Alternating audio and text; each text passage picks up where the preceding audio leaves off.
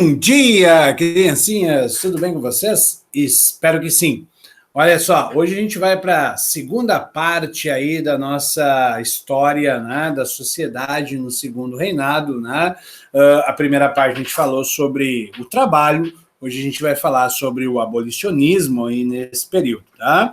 Mas só para a gente lembrar, né, na aula passada a gente viu que as pressões sobre o Império, né, sobre o Brasil, principalmente partindo da Inglaterra, vão levar a aprovação da chamada Lei Feijó, né, aquela de 1831, que também foi conhecida como Lei para Inglês Ver, ou seja, se aprova a lei, mas ela é simplesmente ignorada, ninguém vai cumprir, né, esta lei, por isso a ideia de Lei para Inglês Ver. Né? Diante, né, dessa leniência do governo brasileiro, a Inglaterra aprovará em 1845 a Lei Bill Aberdeen, no qual, né, ela dará a si mesma, né, a prerrogativa de afundar todo e qualquer navio negreiro no Atlântico Sul. Né? Diante dos embates entre Brasil e Inglaterra, acaba que Dom Pedro II, né, incumbe o seu ministro da Justiça, o Eusébio de Queiroz, né, de colocar fim, né, ao tráfico negreiro em 1850. A lei Eusébio de Queiroz, de fato, irá coibir a entrada de escravos de forma mais acentuada no Brasil, né, equiparando aí o tráfico negreiro a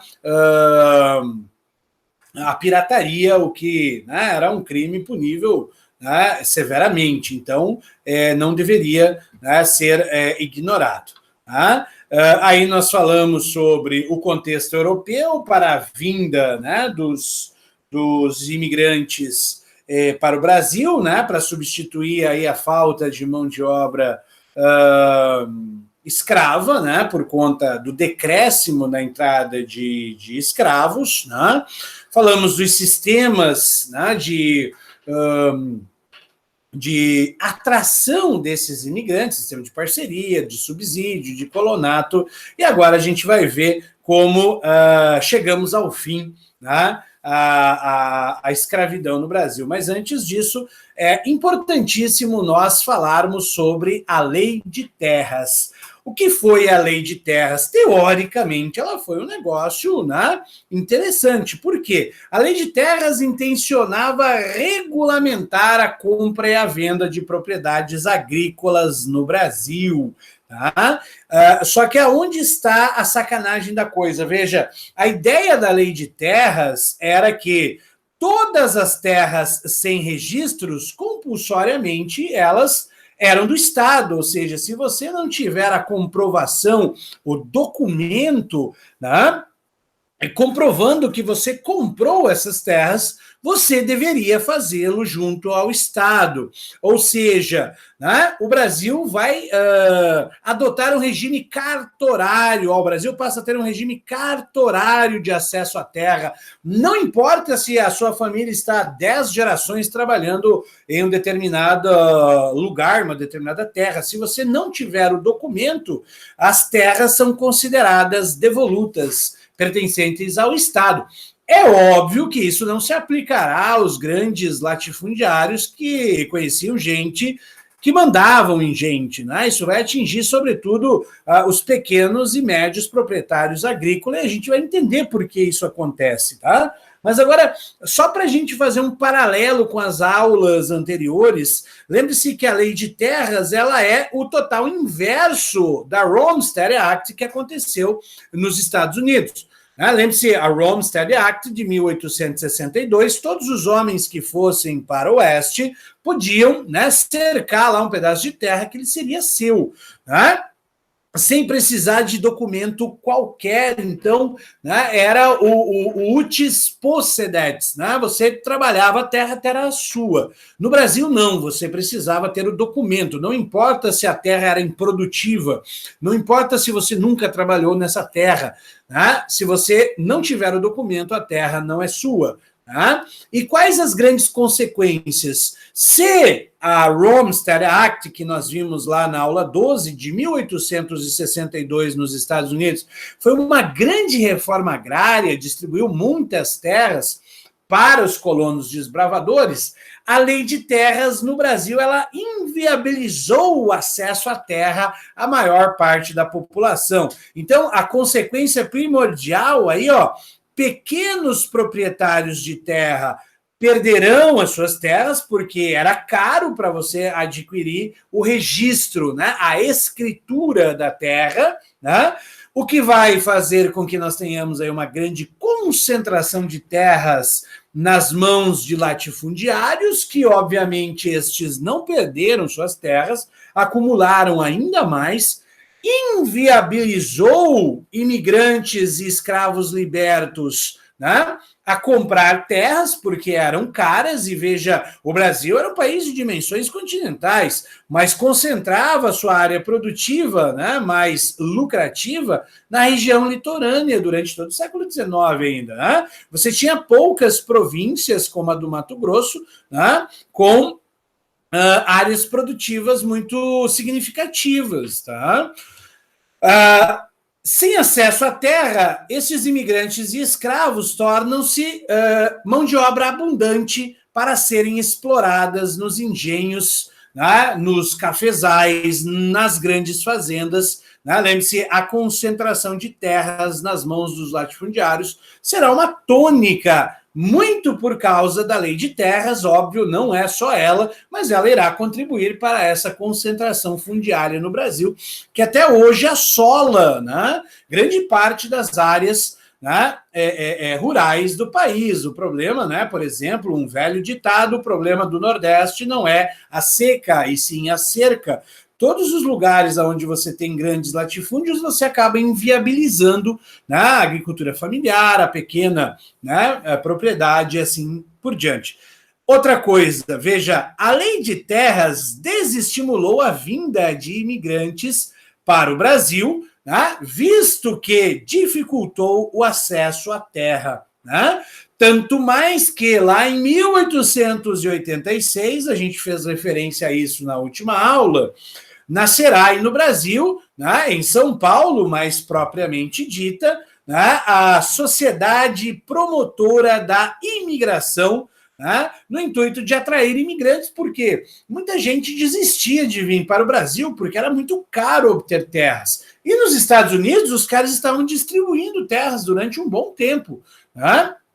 Então, se a Homestead Act foi uma grande reforma agrária, uma distribuição de terras, a lei de terras no Brasil foi uma anti-reforma agrária, porque ela concentrou, né, as terras nas mãos dos latifundiários. Né? E por causa, né, da fundação aí dessa sociedade promotora da imigração, veja, nós teremos um substancial aumento de imigrantes, sobretudo para o estado de São Paulo. Veja o percentual que vem, né, de imigrantes para São Paulo em relação ao restante do Brasil, ó, em meio à fundação, né, da sociedade promotora, né, da imigração para o Brasil, nós teremos um aumento bastante substancial de imigrantes que chegam no Brasil. Tá? E por que São Paulo vai promover a vinda de imigrantes? Porque na década de 80 começa a colapsar o sistema escravista no Brasil. Tá? Nós temos aí o colapso, portanto, da escravidão. Né? Ó, ao longo do período colonial, imperial, os escravos resistiram aos domínios dos senhores das mais variadas formas, né? Seja através aí, né, da sabotagem, né, dos engenhos, seja fugas, né, formação de quilombos, suicídios, uma série, né, de práticas para resistir ao domínio dos senhores durante todo o período colonial e imperial. Tá? Por que colapsou o sistema escravista? Notem, tá? Tanto as pressões internas, Tá? Quanto às pressões externas contam, a gente já falou da Inglaterra, Bill Aberdeen, né? As pressões exercidas aí tanto em questões econômicas quanto políticas pela Inglaterra. Mas temos que salientar também que internamente o movimento abolicionista ele vai trabalhar muito. A gente tem aqui uma imagem, né? As camélias eram era o grande símbolo da luta pela abolição. Tá? Então, nós temos aí os setores urbanos, que eram inviabilizados de ter escravos pelo seu valor.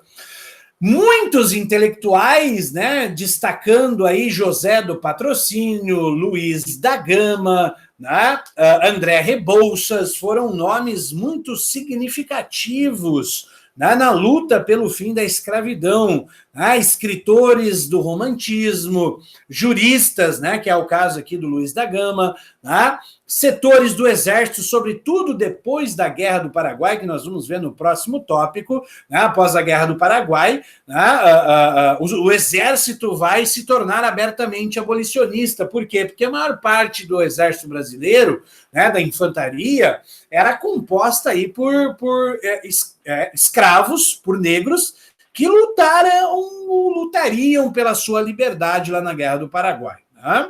E também muitos estudantes vão se engajar nesse sistema. Né? As pressões aumentam, e aí muitos políticos vão dar aí uma enrolada na galera, né? Vão aparecer um monte de leis inócuas, né? Para tentar acalmar aí as sociedades abolicionistas, né? O movimento abolicionista em si. E o que seriam essas leis inócuas aqui? Ó? Inócua é algo que não tem uma função prática, né? Se faz a lei, mas ela não tem viabilidade nenhuma. Né? Essas leis elas vão protelar a escravidão ainda mais. Tá? Então, nós temos aí, primeiro, em 1871, a Lei do Ventre Livre. A Lei do Ventre Livre está diretamente ligada ao fim da Guerra do Paraguai. Tá? A Lei do Ventre Livre dizia que todas as crianças nascidas a partir daquele ano eram nascidas livres. Tá? Então, a criança nascia, a mãe, né, colocava ela no chão e dizia, vai. Não, né, cara? Não tem como. Né? A criança precisava de cuidados. Né? E aonde está a sacanagem da coisa? Né? O governo vai criar um fundo indenizatório. Né? Por quê? O dono, né, normalmente era a mãe que ficava com a criança, então o dono da mãe, né, da escrava, ele permitia que ela ficasse com a criança até os 9 anos de idade. Aos 9 anos de idade, ele poderia pedir uma indenização a este fundo indenizatório, né, pelos 9 anos que deixou a mãe ficar com a criança. Né? Ou então ele poderia, né, ficar com ela até os 21 anos como forma de pagamento pelos 9 anos que ele deixou a mãe ficar com as crianças. Obviamente que quem contava a idade, né, era o dono do escravo, né, ou da criança que era liberta, e muito provavelmente ele não seria liberto. Né? A gente não tem muitas referências disso, porque tempos depois, né, inclusive, acabará, né, a escravidão. Também em 1885 vem a Lei dos Sexagenários, a Lei Saraiva-Cotegipe. Todo escravo que completasse 60 anos, ele estava liberto. Né? Os escravos com mais de 60 anos seriam libertos. Você está livre. Cara, foi uma das maiores vitórias para os donos de escravos, porque, né, se o cara fizesse a façanha de chegar a essa idade, ele já era economicamente inviável para o dono do escravo. Então, eles simplesmente enxotavam o cara para ele morrer em algum outro lugar, não precisavam alimentá-lo, né, já que é muito pouco provável que ele tivesse forças para trabalhar. Tá? Então, essas são chamadas leis inócuas. Né? Obviamente que esses escravos também eram, né, libertos mediante indenização do Estado. Né? Aqui a gente tem algumas imagens, lembre-se, todos os negros sem sapatos, e é um dado bastante interessante por questões culturais, todos os negros sem sapatos eram escravos. negros com sapato eram libertos, eram livres, né? A gente pode ver aqui essa foto, ela é bastante clássica, né? Um senhor de escravos aqui, né, com seus escravos, pode observar, né, quando a tarjeta sumir aí, todos estão descalços, menos o branco, que seria, né, o dono destes escravos. Isso aqui é uma liteira, né? Uma liteira era onde as pessoas brancas eram transportadas por negros, né? Muitos brancos não andavam, não se locomoviam, eram levados por seus escravos de um lugar para o outro, ok? E aí nós temos a radicalização do movimento abolicionista. Começa uma pressão muito grande, né, por parte aí do movimento escravista para buscar, né, o fim da escravidão no Brasil. Tá? E aí nós temos uma frase do Barão de Cotegipe quando a princesa Isabel assinou a Lei Áurea. Né? Vossa Alteza redimiu uma raça, mas perdeu o trono. Isso vai fazer sentido principalmente na aula 18, quando nós formos falar, né, dos vários fatores que vão levar à queda do Segundo Reinado. Né? A Lei Áurea foi assinada pela princesa Isabel, portanto, em 13 de maio de 1888. A gente tem uma imagem, inclusive, do jornal A Época, que pôs fim, né, à escravidão, sem indenização aos senhores de escravos, o que faz com que eles se voltem contra Dom Pedro. É um elemento que a gente vai ver lá na aula 18. Tampouco houve qualquer tipo de projeto para a inserção dos ex-escravos no mercado de trabalho ou qualquer tipo de amparo social. Então, a gente tem aqui, inclusive, né, uma chargezinha que vai, ironicamente, né, abordar essa questão da escravidão. Né? Ou melhor, da abolição. Ó, viva a abolição, mas os negros estão em trabalhos subalternos aqui, enquanto os brancos comemoram. Por quê? Porque você não tem nenhum tipo de amparo social. Para a gente entender, por exemplo, como se formam as primeiras favelas no Rio de Janeiro, os cortiços, né? Como se dá a marginalização dos negros, a gente tem que voltar a esse contexto.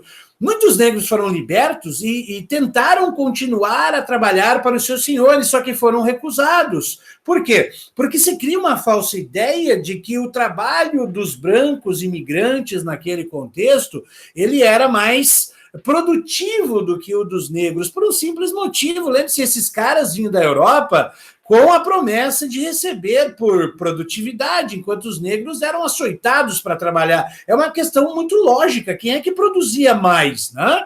Então, se cria essa falsa ideia de que o trabalho dos brancos era mais produtivo e, portanto, os negros acabavam não encontrando, né, trabalho, né, no setor agrícola, acaba muita gente migrando para as cidades, o principal destino será o Rio de Janeiro, que era a capital, né, onde a gente vê o primeiro fenômeno aí, né, de cortiços e depois, né, alterando o nome para favelas, né, em São Paulo, mais tarde também, e assim por diante. Né? Então, para a gente entender como se dá, né, o crescimento das desigualdades sociais ou a acentuação das desigualdades sociais no Brasil, a gente tem que voltar a esse contexto. O fato é que é sintomático. O que acontece ano e meio depois da Lei Áurea?